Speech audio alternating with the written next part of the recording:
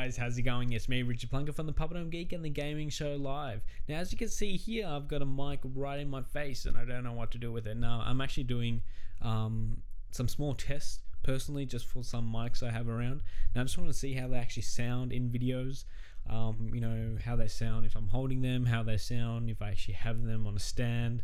And most likely in this whole video, I'm going to use this mic in the stand because I feel weird just holding it. But leave a comment down below and tell me about the audio, because I am always trying to improve my audio in my videos, and tell me if it's good, if it's bad, comparing like now this sound what you hear now and comparing the sound which you hear now.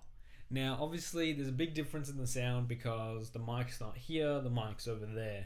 But I haven't actually changed any of the settings in my mixer or on my mixer, so everything's exactly the same, just the distance. So obviously the sound's going to be poorer, but I'm just seeing if there's much more of a difference. You know what, I'm actually going to bump up the gain, so let's see what that does. Okay, now I've actually bumped it up a bit. Now I don't know, I'm looking at the levels and it sounds alright. Okay, so I'm just going on a leg. What does that mean? Yeah, I'm just taking a risk. I don't know how it's going to sound. Let's just cross our fingers and hopefully it sounds good. Let's get into the show. So guys, I've been reading the news and I came across this article talking about how the PlayStation 4 will be having motion-like controls like the Kinect. Now, personally, I don't think PlayStation will go down this path for a while. Like, it seems like the future because the Kinect has it going for them. Like, they got nearly everything. I mean, some of the games do look good, but they're more of a childish game which look really impressive. Like, the adventure games and all that stuff. None of the, like, I've seen the Star Wars, that looks shit.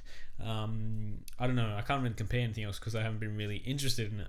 But, we do have Kinect at work and I reckon it's pretty cool. You see people playing with it, jumping, all this stuff. It's pretty cool.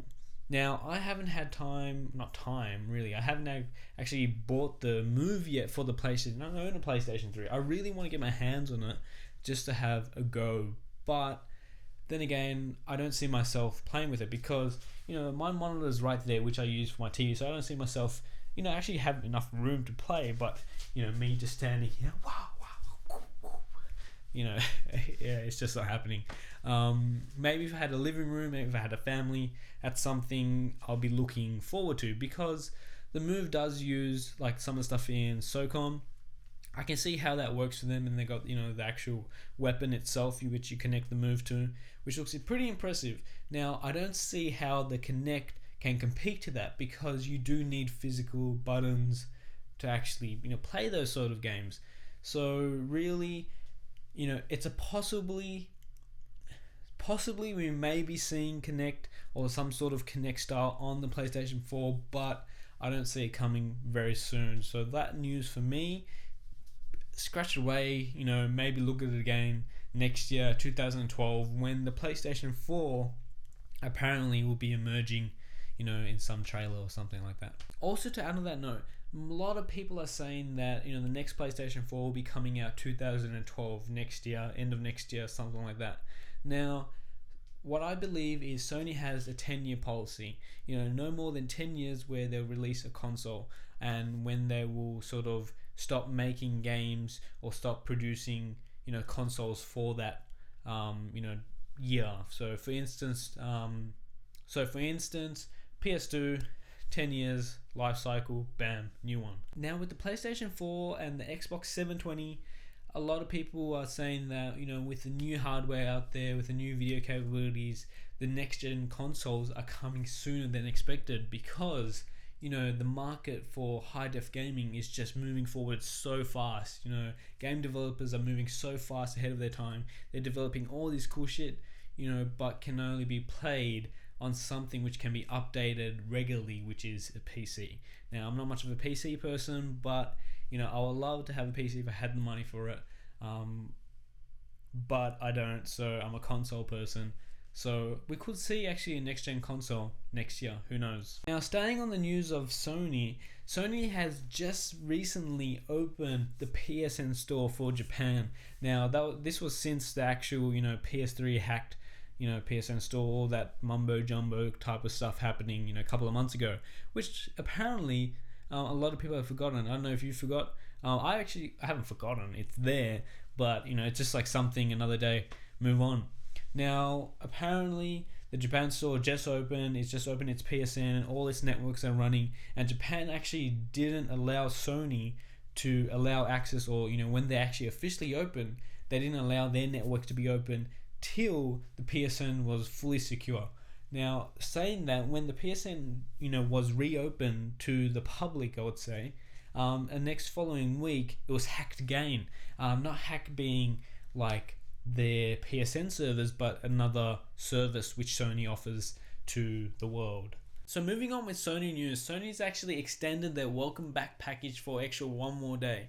Now, if you're wondering why does this concern you, well, actually 10% of PlayStation users have sort of moved on from the PlayStation 3 to Xbox or the PC or even the Wii. Now, with that being said, if you haven't claimed your welcome back package, you got one more day to do it, because you got some awesome games out there. You got Little Big Planet, Infamous, you got some other small games, I don't know because I can't remember.